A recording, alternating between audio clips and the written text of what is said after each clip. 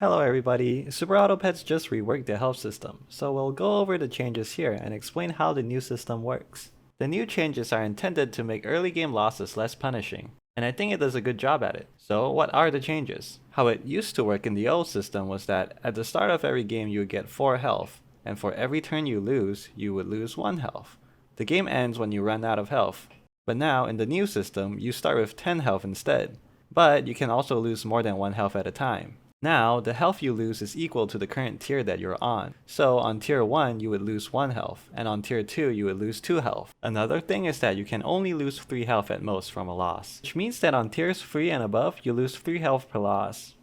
In other words, on turns 1 and 2 you lose 1 health per loss, and on turns 3 and 4 you lose 2 health per loss.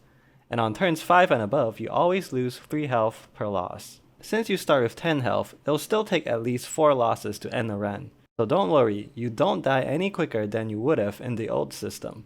The new changes make the game strictly easier, and mainly affect the early game. Specifically, it means losing in the early game is less damaging to your run. Now, you can lose the first 4 turns and still be left with 4 HP, which is effectively 2 lives.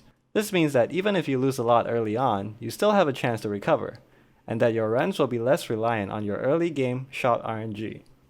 I'm pretty happy with these changes, and the only thing I dislike about it is how it also affects versus mode. When you play versus mode with a small number of players, you would used to get 6 health each, so you have plenty of time to adapt to other players' builds if you start losing. However, in the new system, they give you 12 health each, but you still lose up to 3 health per loss. This means that if you start losing in the late game, you have much less leeway to change your build.